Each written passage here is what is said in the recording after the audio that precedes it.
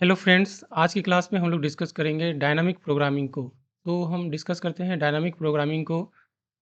Dynamic programming में कुछ terms है, जिस टर्म्स से हम स्टार्ट करेंगे तो ये हमारा डायनामिक प्रोग्रामिंग है। इसमें कुछ टर्म्स होंगे, उस टर्म्स को हम स्टार्ट करके देखते हैं कि डायनामिक प्रोग्रामिंग में डिफरेंट टर्म्स क्या हो सकते हैं। तो डायनामिक प्रोग्रामिंग में डिफरेंट टर्म्स हैं, वो टर्म्स हम देखेंगे आगे, लेकिन पहले देखते हैं कि डायनामिक प्रोग्रामिंग किसको बोलेंगे। तो डायनामिक प्रोग्रामिंग क्या है कि it is the mathematical technique of optimising. यह एक मैथमेटिकल टेक्निक है जिसमें हम क्या करते हैं, ऑप्टिमाइजेशन करते हैं। तो ऑप्टिमाइज करने का यह एक मैथमेटिकल टेक्निक है डायनामिक प्रोग्रामिंग, और इसमें हम क्या करते हैं, ऑप्टिमाइज करते हैं। तो देखते हैं कि कैसे हम उसको ऑप्टिमाइज करेंगे। तो यह एक मैथमेटिकल टेक्निक है जिसमें हम क्या करते हैं कि ऑप्टिमाइजेशन का काम करते हैं, और अपने जो प्रोग्रामिंग प्रॉब्लम है, डायनामिक प्रोग्रामिंग प्रॉब्लम है, उसको हम ऑप्टिमाइज करते हैं कुछ मैथमेटिकल टूल्स का यूज करके। उसके लिए हम क्या करते हैं कि हम sequence of inter related decisions बना करते हैं। हम बहुत सारे इंटर रिलेटेड डिसीजन लेते हैं, और उसके बाद हम क्या करते हैं, उस प्रॉब्लम को सॉल्व करते हैं।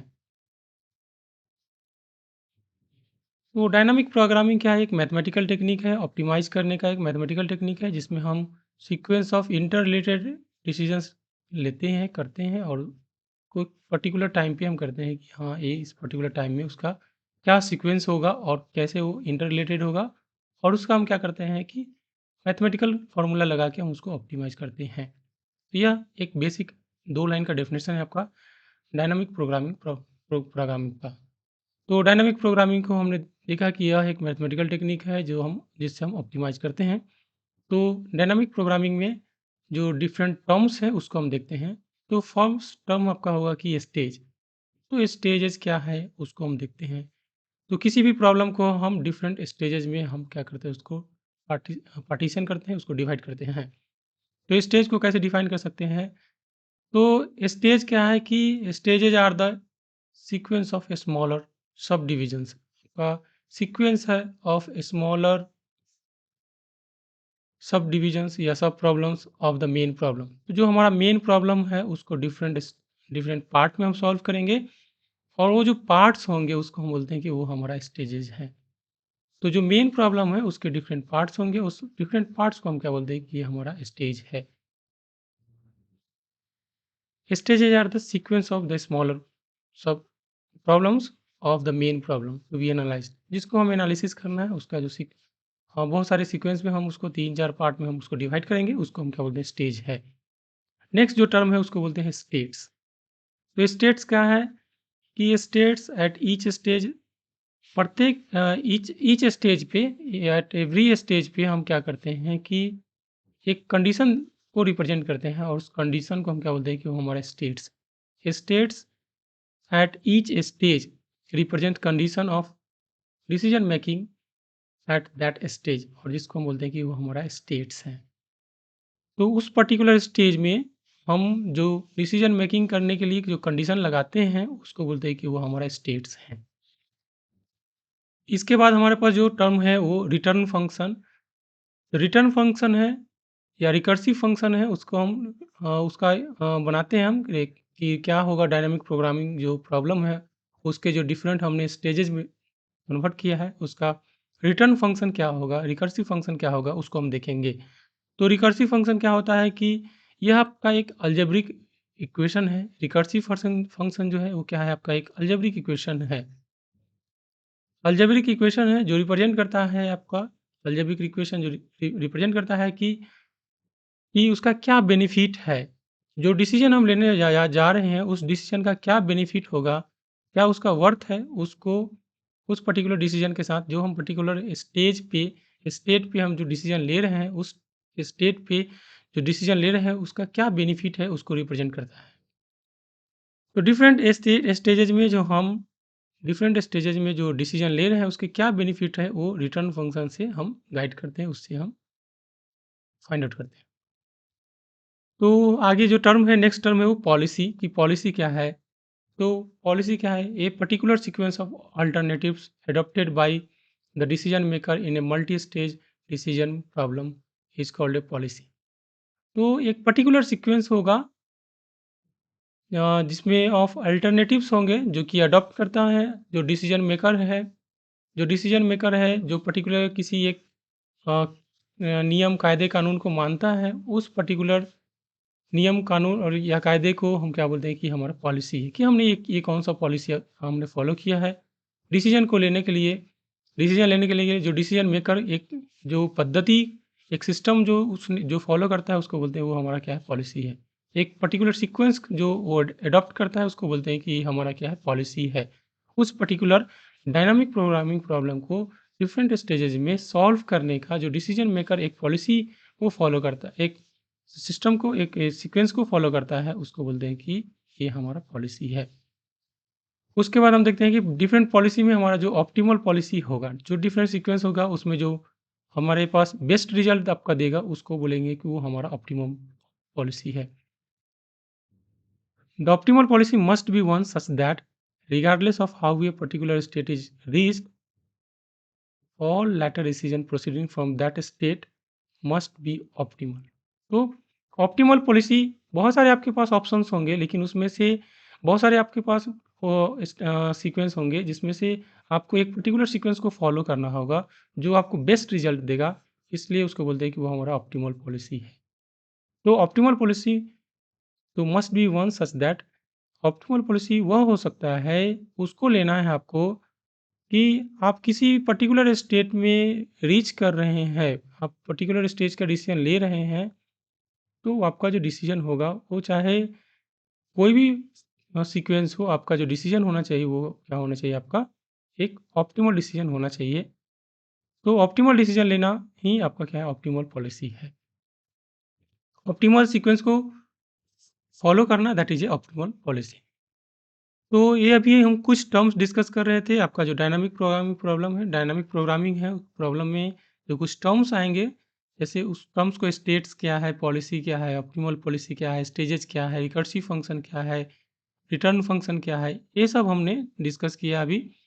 तो अभी कुछ टर्म्स देखा है हमने, अभी हम आगे प्रॉब्लम लेते हैं और उस प्रॉब्लम के साथ अपना जो अपना जो कॉन्सेप्ट है, उसको हम समझते हैं।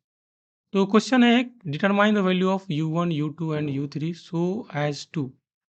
आपको u1, u2 और u3 का वैल्यू फाइंड आउट करना है, ताकि ये जो आपका ऑब्जेक्टिव फंक्शन है z, ये जो z ऑब्जेक्टिव फंक्शन है, इसकी वैल्यू क्या हो जाए, मैक्सिमम हो जाए।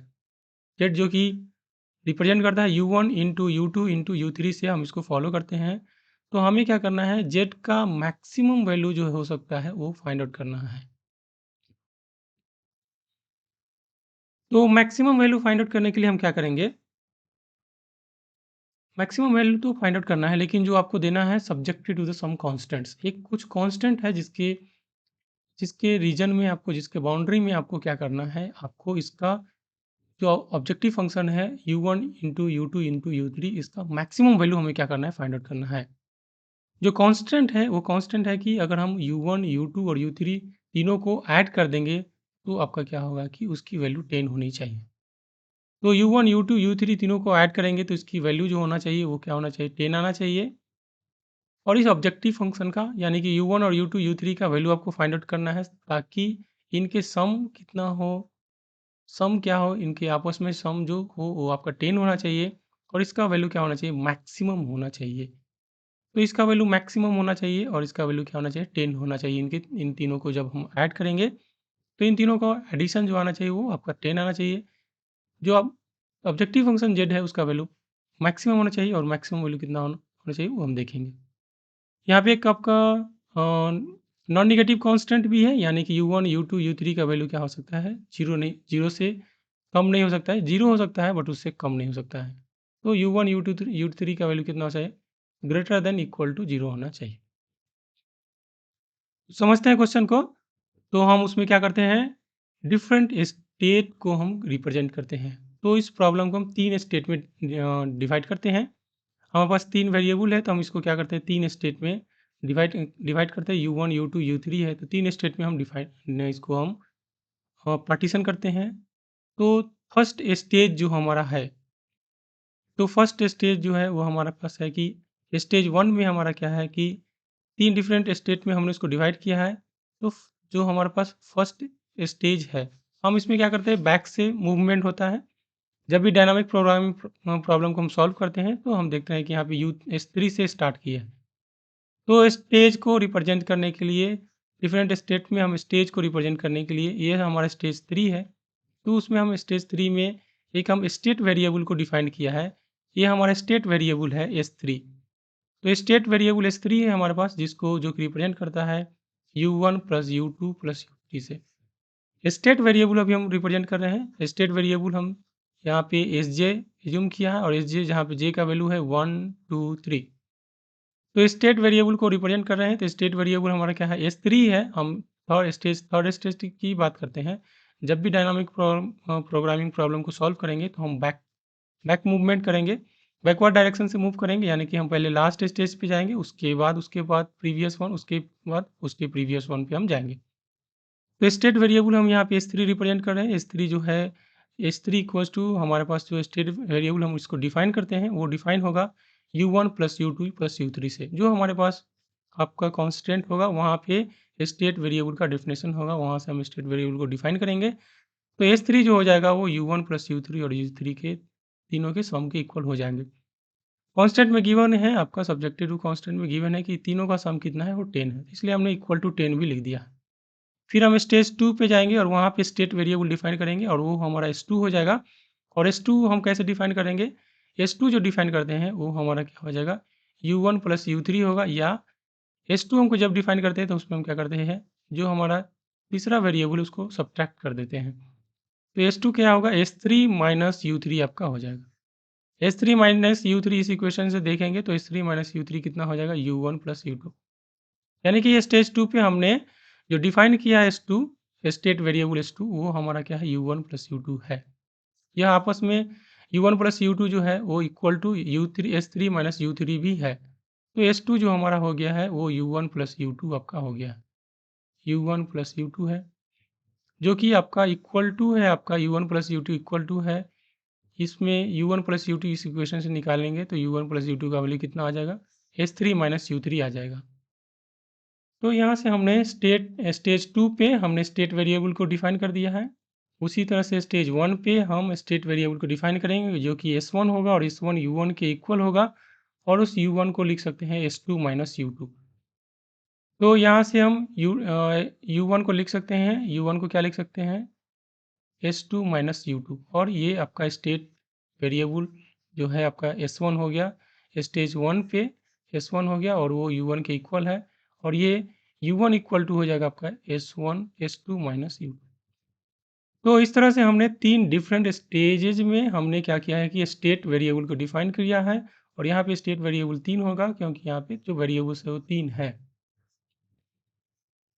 यह जो हमारा प्रॉब्लम है उसको हम 3 पार्ट में सॉल्व कर रहे हैं, तो इसलिए हमारे पास स्टेट वेरिएबल 3 स्टेट वेरिएबल को 3 डिफरेंट स्टेजेज में हमने डिफाइन कर दिया है।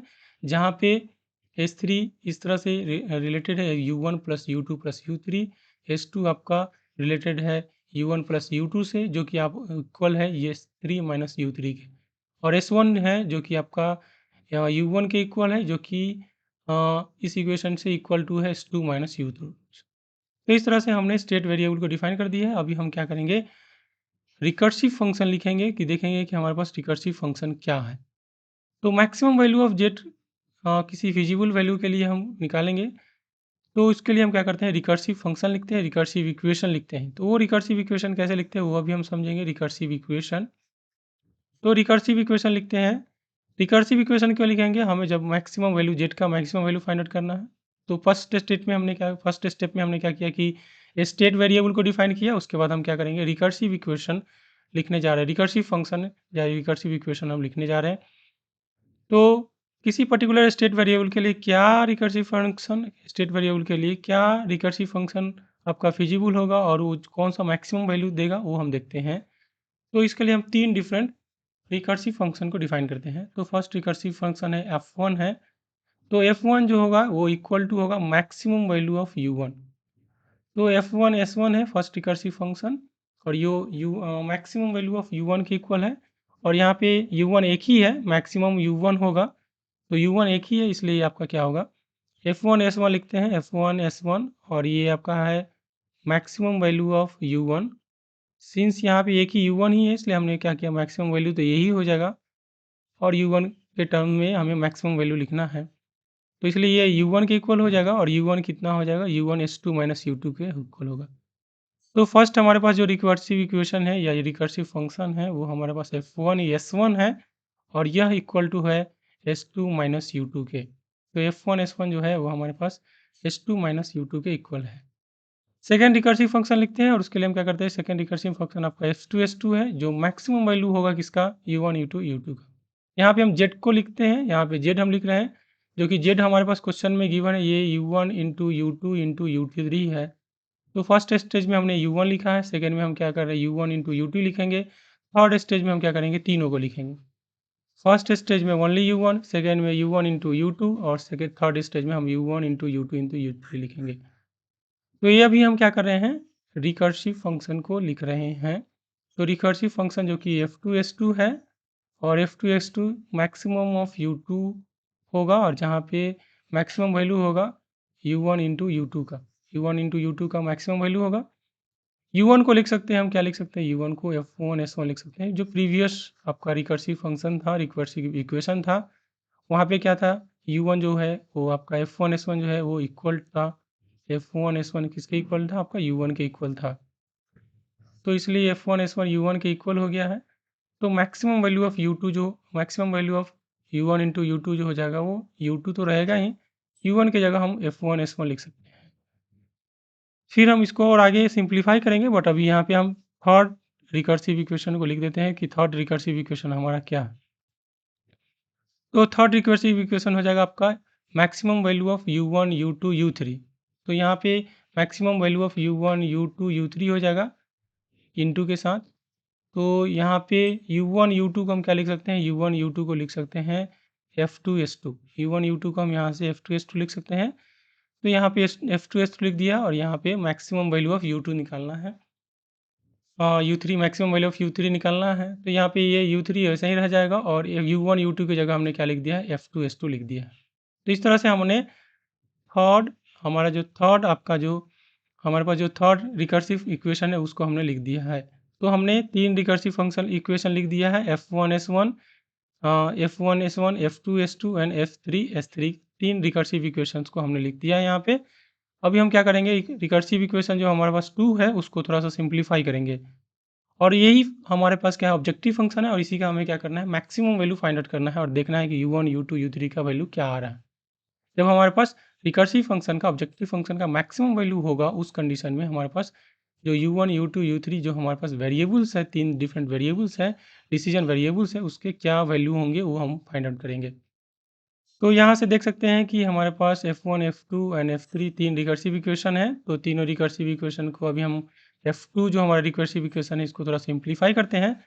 तो यहाँ से हम लिख सकते हैं f2 को लिख सकते हैं, f2 हमारा क्या है, maximum of u2 into maximum of u2 और हमें निकालना है u2 into f1 s1। f1 s1 को हम क्या लिख सकते हैं, f1 s1 को हम प्रीवियस स्लाइड से देख सकते हैं कि क्या लिख सकते हैं, f1 s1 को लिख सकते हैं s2 माइनस u2 लिख सकते हैं। तो अभी हम f1 s1 की जगह f2 minus s2 minus u2 लिखेंगे, तो यहाँ पे हमने s2 माइनस u2 लिख दिया। तो यहाँ पे आप देख सकते हैं ये जो हमारा रिकर्सिव इक्वेशन है, रिकर्सिव फंक्शन है, ये ओनली फंक्शन ऑफ हमारे पास क्या है, u2 है, ओनली फंक्शन ऑफ u2 है और s2 भी है हमारे पास। तो ओनली ए फंक्शन ऑफ हमारे पास u2 है। तो इस कंडीशन में हमें क्या करना है कि इसका मैक्सिमम वैल्यू फाइंड आउट करना है, इस पर्टिकुलर फंक्शन का मैक्सिमम वैल्यू फाइंड आउट करना है। और मैक्सिमम वैल्यू जब फाइंड आउट करने जाएंगे तो वो जो आपका डिपेंडेंट वेरिएबल होगा वो क्या है हमारे पास, वो हमारा डिपेंडेंट वेरिएबल हमारा u2 है।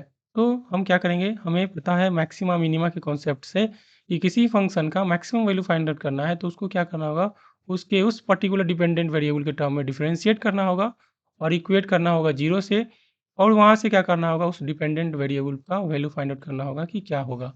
तो यहाँ से हम इसको इक्वेट करेंगे 0 से और देखेंगे कि हमारे पास u2 का वैल्यू क्या आ रहा है।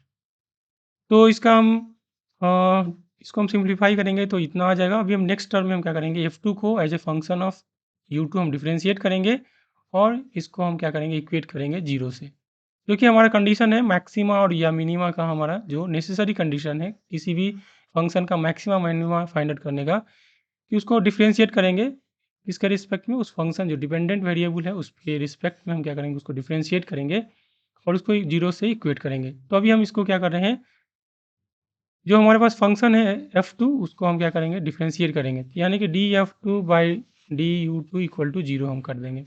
यहाँ पे f2 की जगह हमारे पास क्या है, f2 की जगह हमारे पास क्या है, ये है फंक्शन।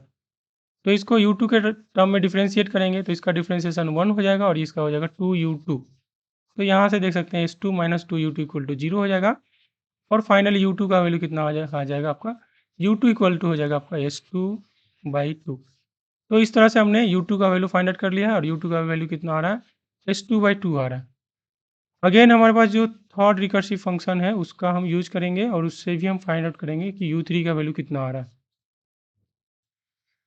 तो हम यहाँ पे क्या करेंगे, बेलमॉन्स प्रिंसिपल ऑफ ऑप्टिमलिटी यूज करेंगे। तो यहाँ से हम देख सकते हैं जो फंक्शन रिकर्सिव फंक्शन है उसका हम देखेंगे कि क्या कितना वैल्यू आ रहा है। तो यहाँ पे जो हमारे पास फंक्शन है उसमें हम क्या करेंगे, u2 की जगह हमने क्या करेंगे, यहाँ पे हमने क्या किया है कि u2 की जगह हमने रिप्लेस कर दिया है s2/2। s2/2 जो हमारे पास प्रीवियस स्लाइड पे आया है s2/2, उसको हमने u2 की जगह हमने रिप्लेस कर दिया है। तो इस फंक्शन में, ये जो हमारा फंक्शन है, इस पर्टिकुलर फंक्शन में u2 की जगह हम अगर लिख देंगे s2/2, तो ये क्या हो जाएगा, s2/2 into s2 minus s2/2 whole square. तो इस तरह से इसके वैल्यू आ जाएंगे। तो s2² बाई 4 होगा और फाइनली हमारे पास जो होगा, हमारे पास जो वैल्यू हो जाएगा वो f2 का वैल्यू हमारे पास कितना आ गया, s2²/4। तो इस तरह से हमने स्टेट 2 में हमने रिकर्सिव फंक्शन का वैल्यू फाइंड आउट कर लिया है और साथ ही हमने u2 का भी वैल्यू फाइंड आउट कर लिया है कि वो हमारे पास कितना है, s2/2 है। तो u2 का वैल्यू s2/2 है और इस रिकर्सिव फंक्शन का f2 का जो वैल्यू है वो हमारे पास कितना है, s2² बाई 4 है। तो ये दो वैल्यू आगे यूज करेंगे, हम देखेंगे कि हमारे पास, तो ये जो हमने रिकर्सिव फंक्शन f2 का वैल्यू फाइंड आउट किया इसको हम बोलते हैं बेलमॉन्स प्रिंसिपल ऑफ ऑप्टिमलिटी। तो ये हमारा बेलमॉन्स प्रिंसिपल है ऑप्टिमल वैल्यू फाइंड आउट करने का, कि Bellman's principle according to Bellman's principle of optimality हम क्या करते हैं, जो फंक्शन हमारे पास स्टेट u2 है उसका वैल्यू हमने पुट कर दिया, मैक्सिमम वैल्यू पुट किया हमने, क्योंकि जिस पॉइंट पे हमारा जो रिकर्सिव फंक्शन है वो मैक्सिमम वैल्यू उसका आ रहा है, तो हमने मैक्सिमम वैल्यू पुट करके देख लिया कि इस रिकर्सिव फंक्शन का कितना वैल्यू आ रहा है। नेक्स्ट स्टेज में हम क्या करेंगे कि हमारे पास जो थर्ड रिकर्सिव फंक्शन है उसको हम मैक्सिमाइज़ करेंगे, क्योंकि ऑलरेडी f1 को तो हमने मैक्सिमाइज़ कर दिया, क्योंकि उसका मैक्सिमम वैल्यू आपका एक ही फंक्शन है वो u1 है, तो u1 के टर्म में है। अभी हम रिकर्सिव फंक्शन 3 को हम क्या करेंगे, मैक्सिमाइज़ करेंगे। तो रिकर्सिव फंक्शन 3 को मैक्सिमाइज़ करते हैं, तो मैक्सिमम और इसको करेंगे maximise in terms of u3। तो u3 इंटू f2 s2 आपका हो जाएगा। f2 s2 का मैक्सिमम वैल्यू कितना आ रहा है, s2² बाई 4। तो यहाँ पे हम क्या करेंगे, f2 s2 की जगह हम लिख देंगे s2² बाई 4। तो s2² बाई 4 हो जाएगा।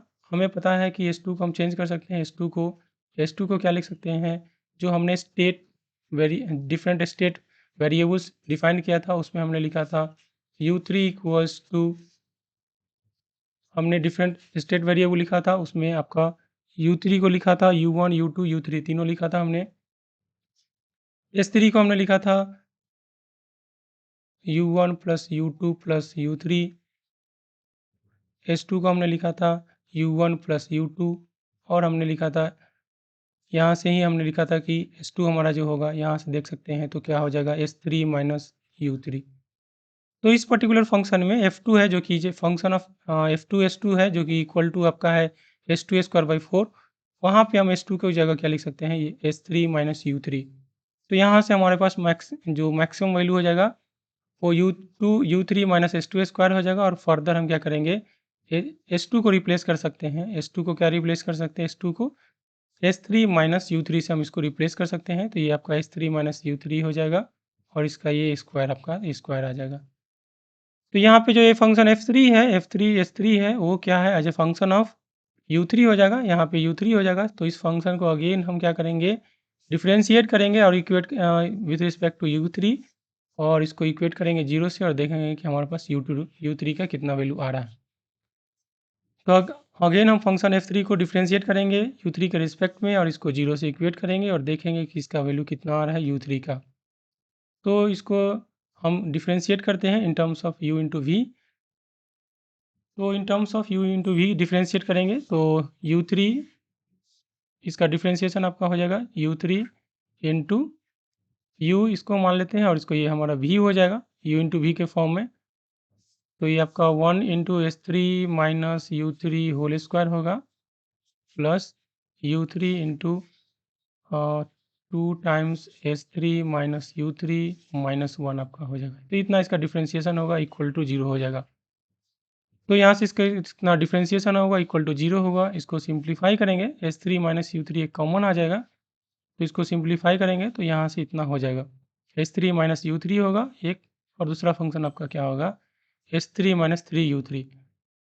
तो S3 माइनस 3, इससे अगर हम इसको 0 करेंगे तो यहाँ से क्या हो जाएगा, S3 इक्वल टू u3 हो जाएगा, जो कि नॉन ट्रिवियल है, ये पॉसिबल नहीं है। इसलिए यहाँ पे जो u3 का वैल्यू हो जाएगा वो S3/3 हो जाएगा।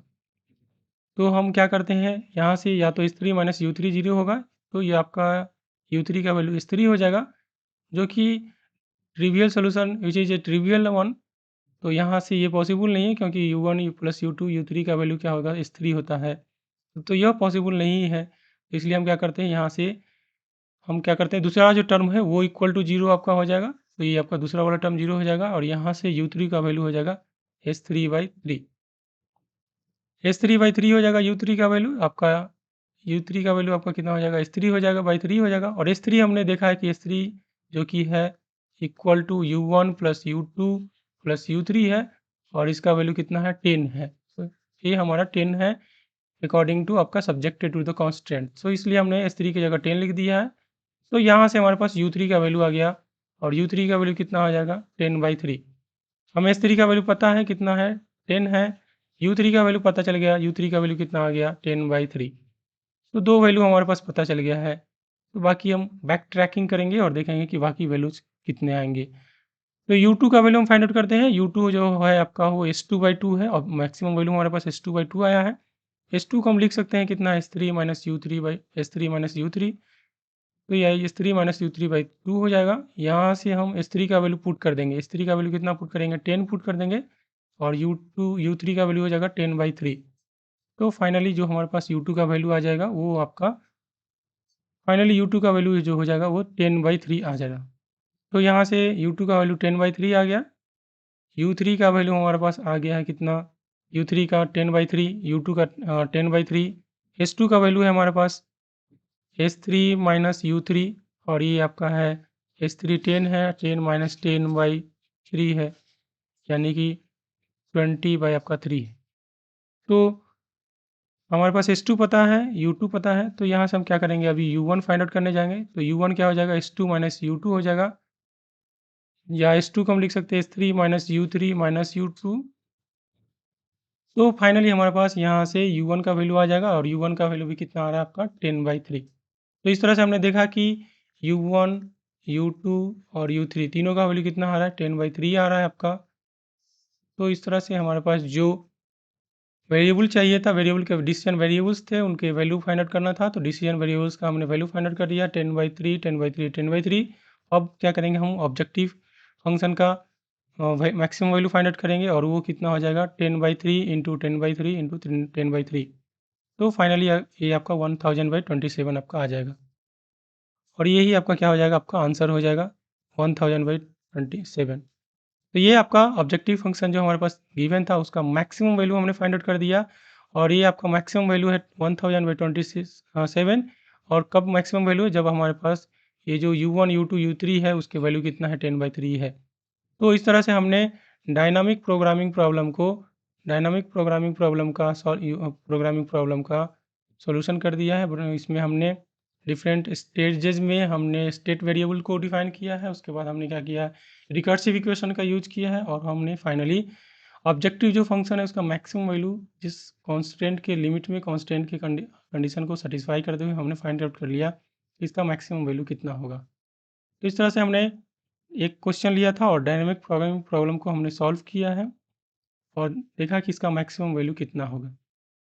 तो इस तरह से हमने एक प्रॉब्लम सॉल्व किया, डायनामिक प्रोग्रामिंग प्रॉब्लम को। तो नेक्स्ट क्वेश्चन हम डिस्कस करेंगे आगे की क्लासेस में। तो अगेन हम एक नए प्रॉब्लम के साथ डिस्कस करेंगे डायनामिक प्रोग्रामिंग प्रॉब्लम को। तो आज का क्लास यहीं पे क्लोज करते हैं। Thank you so much class attend करने के लिए। Thank you so much.